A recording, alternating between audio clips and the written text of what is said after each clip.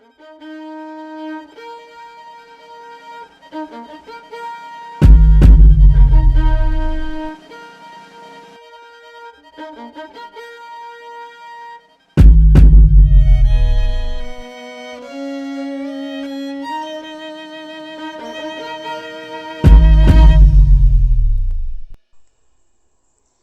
day, everyone. Before I start to discuss my part, let me introduce myself. I am Clean Luis Armagsino from Group 5. So, the topic we're going to discuss is about Lesson 2, Theories of Society. But first, let's define society.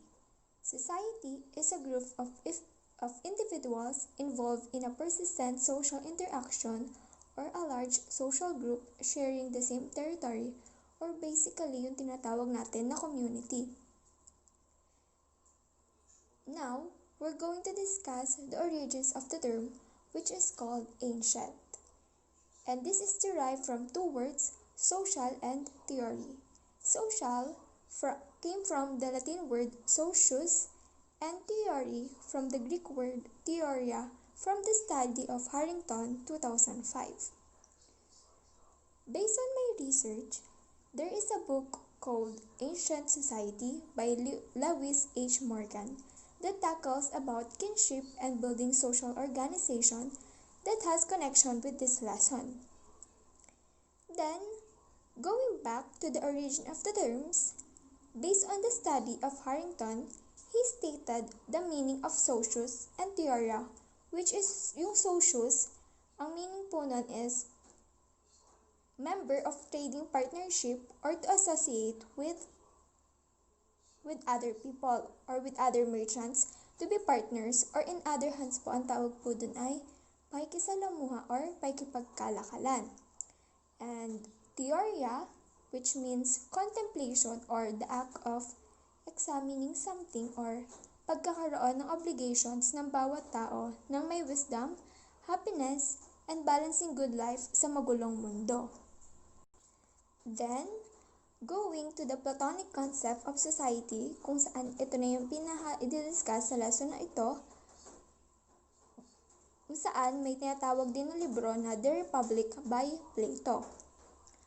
For you to have a brief background about the Platonic concept of society, it is a Socratic dialogue concerning or focusing on justice, examining the character of a man.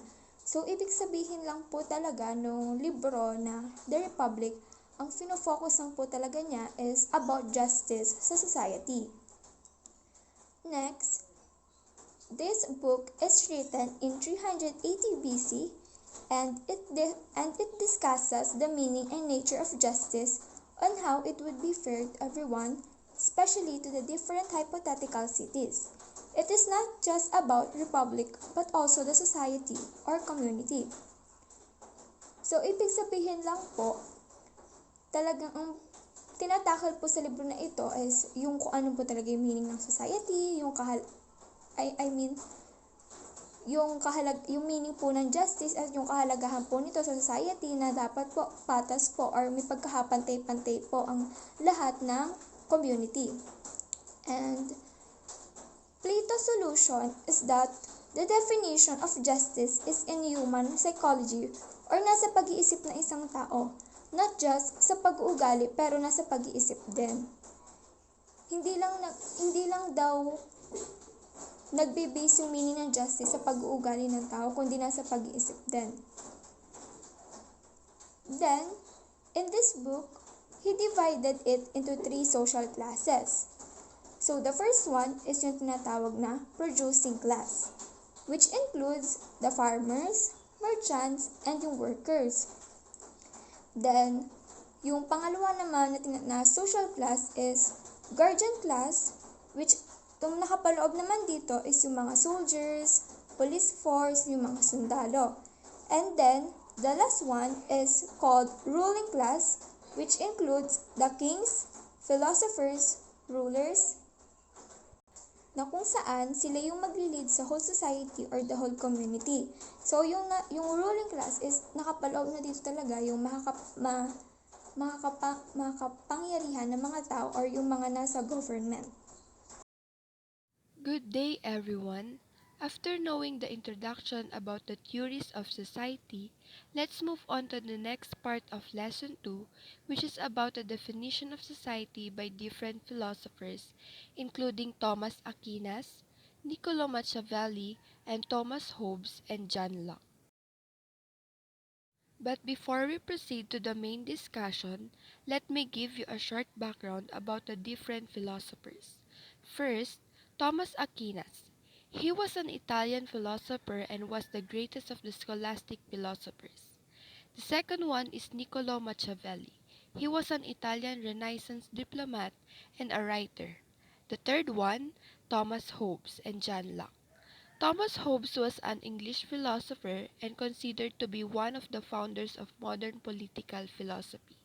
And the last one is John Locke, who was an English philosopher and physician, widely regarded as one of the most influential of Enlightenment thinkers and commonly known as father of liberalism. So now that I already give you a short background about the said philosophers, let's proceed to their definition of society. First is Thomas Aquinas. He defines society as man is naturally a political being and such as seeks to live in the community or society. But for Niccolo Machiavelli, he defines society as should be ruled absolutely by powerful person, and individual members of the society must follow in order to establish an orderly community. The last one is for Thomas Hobbes and John Locke. They define society as a state arising out of voluntary agreement or social contact. After defining what a society is, the next one is the discussion of its theories. Some of many sociologists develop these concepts to explain social events, interactions, and patterns of the society. So the first one of those theories is the critical theory, and the second one is the Marxism. Let's start off with the first one, the critical theory. This theory was first defined by Max Horkheimer of the Frankfurt School of Sociology in his 1937 essay, Traditional and Critical Theory. The distinctiveness of this theory as a philosophical approach extends to ethics, political philosophy, and the philosophy of history that is the most apparent when considered in the light of the history of the philosophy of the social sciences. Critical theorists have long sought to distinguish their aims, methods, theories, and forms of explanation from standard understandings in both the natural and the social sciences. But instead, they have claimed that social inquiry ought to combine, rather than separate, the poles of philosophy and the social sciences, including explanation and understanding, structure and agency, regularity, and normativity. Such an approach, critical theorists' arguments permit their enterprise to be practical in a distinctively moral sense rather than an instrumental one. This kind of theory particularly originated from the thought of Karl Marx and Sigmund Freud. Critical theorists maintain that a primary goal of philosophy is to understand and to help overcome the social structures through which people are dominated and oppressed, believing that science, like other forms of knowledge, has been used as an instrument of oppression. The caution against a blind faith in scientific progress, arguing that scientific knowledge must not be pursued an end itself without reference to the goal of human emancipation.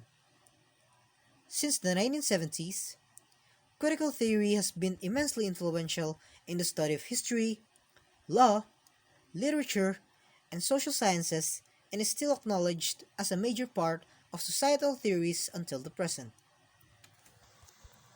Moving on to the second one, Marxism was first publicly formulated in the 1848 pamphlet, The Communist Manifesto.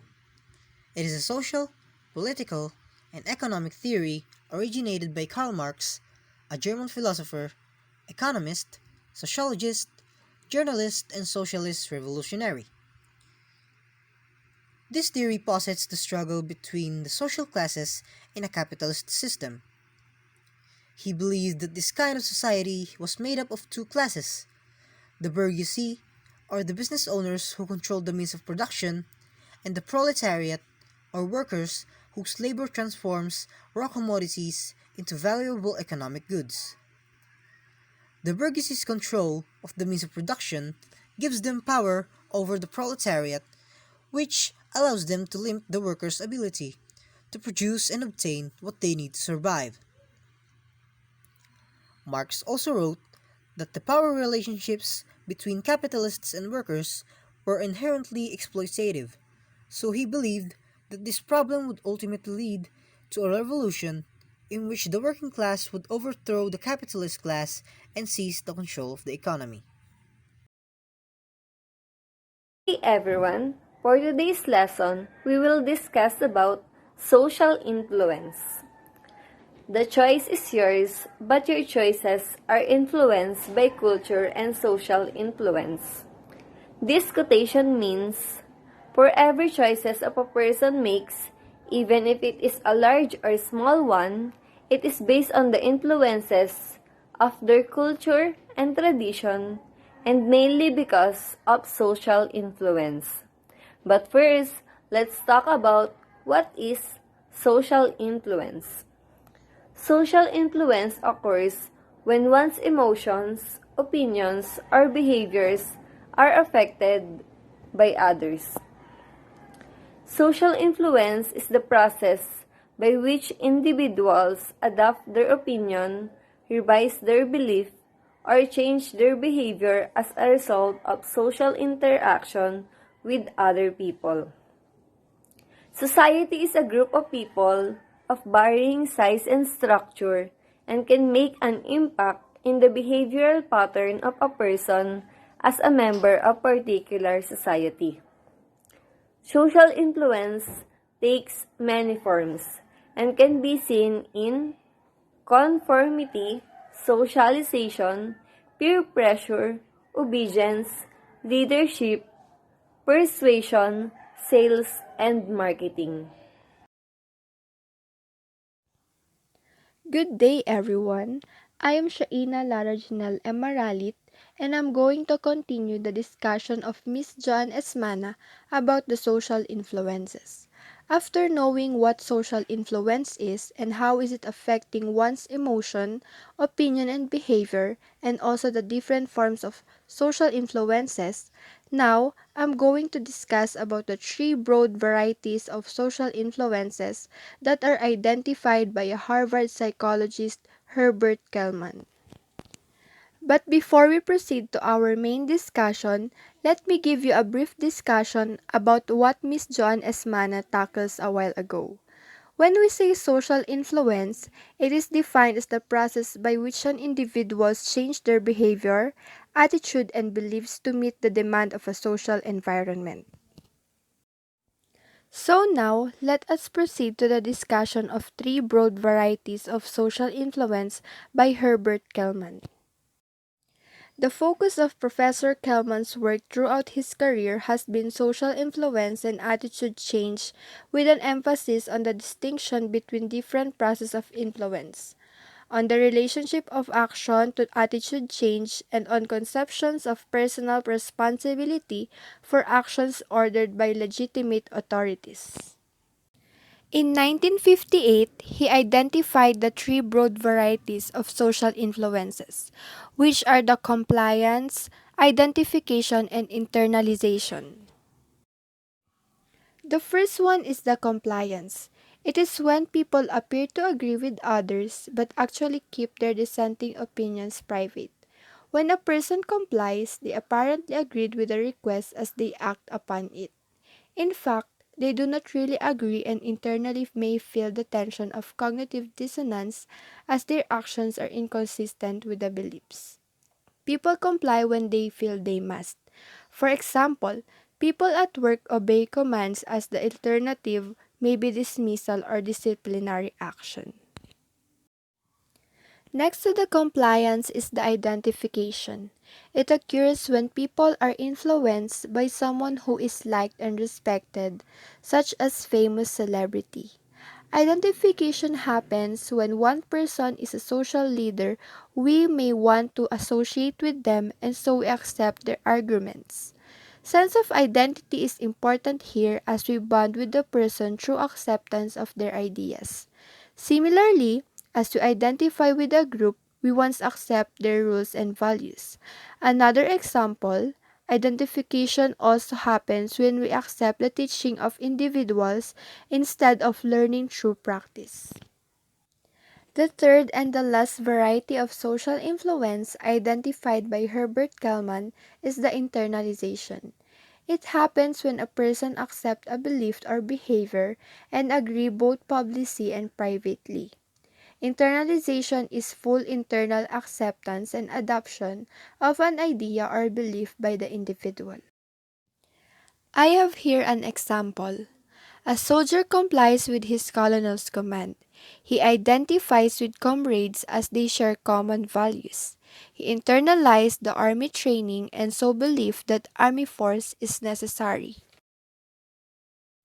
Now that we already discussed about the three broad varieties of social influence identified by Herbert Kalman, let's proceed to the weapons of influence that will be discussed by Miss Katrina Cañete.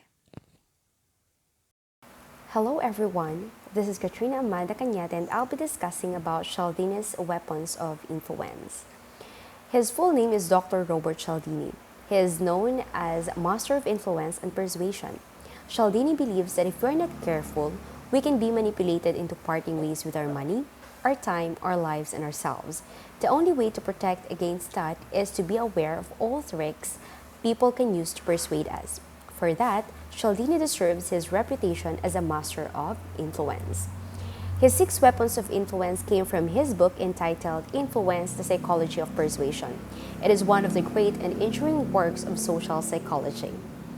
Indeed, 6 weapons of influence can contribute to an individual's propensity to be influenced by a persuader. The first one is reciprocity. In this, people tend to return a favor. Simply put, people are obliged to give back to others the form of a behavior, gift, or service that they have received first.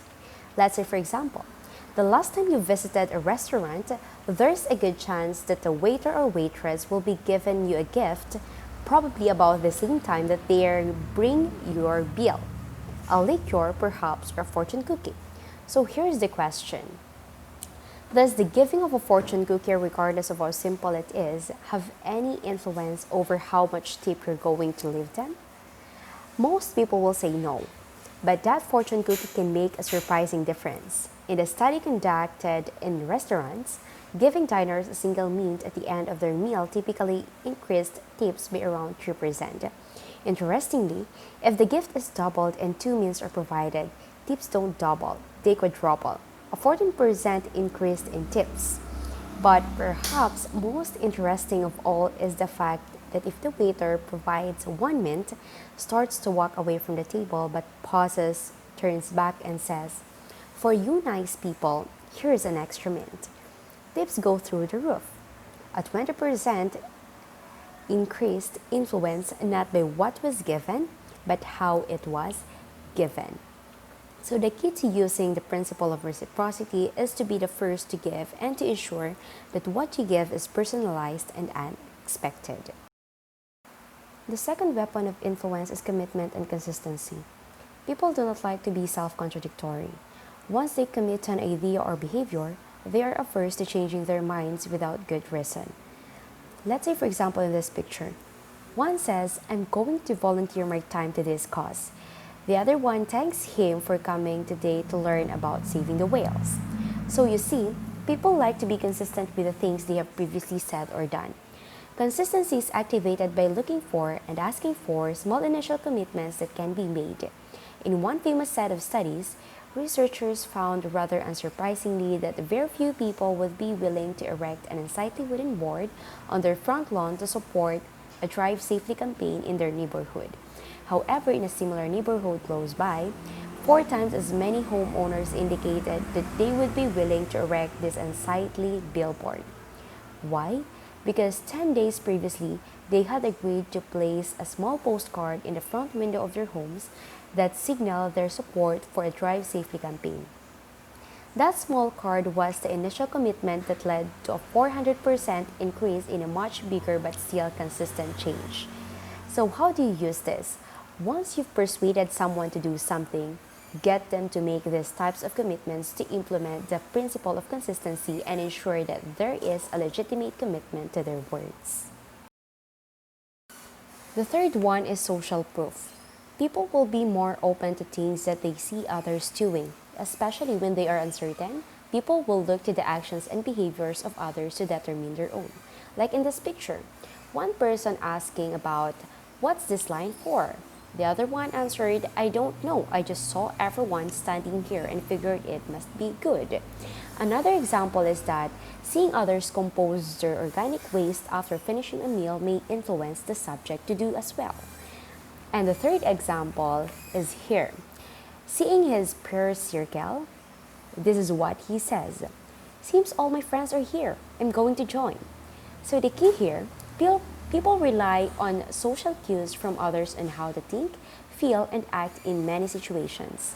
And not just any people, but peers. People they believe are similar to them. The science is telling us that rather than relying on our own ability to persuade others, we can point to what many others are already doing, especially many similar others. Having the first person take action makes all the difference and unlocks the power of social proof. The fourth weapon of influence is authority. People will tend to obey authority figures. Let's say, for example, an author of a book personally says, "The Webinar Way is truly outstanding, great book, and awesome interviews." The fan probably react like this: "Amazing, great recommendation from Mike himself. Now I must get it and benefit." This is the idea that people follow the lead of credible, knowledgeable experts. There are a number of ways to establish such authority. A quick and easy one is to make visible all diplomas, credentials, and awards in the office or workplace to establish your background. Of course, this may not always be an option. Another approach is to convey expertise through short anecdotes or background information shared in casual conversations.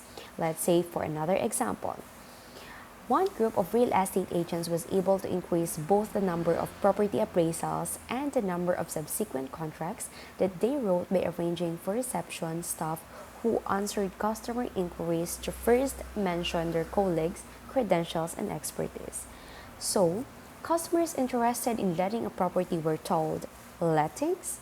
Let's connect you with Amanda, who has over 15 years experience letting expertise in this area." Customers who wanted more information about selling properties were told, "Speak to Williams, our head of sales. He has over 20 years experience selling properties. I'll put you through now." The impact of this expert introduction led to a 20% rise in the number of appointments and a 15% increase in the number of signed contracts. Not bad for a small change informed from persuasion science that was both ethical and costless to implement.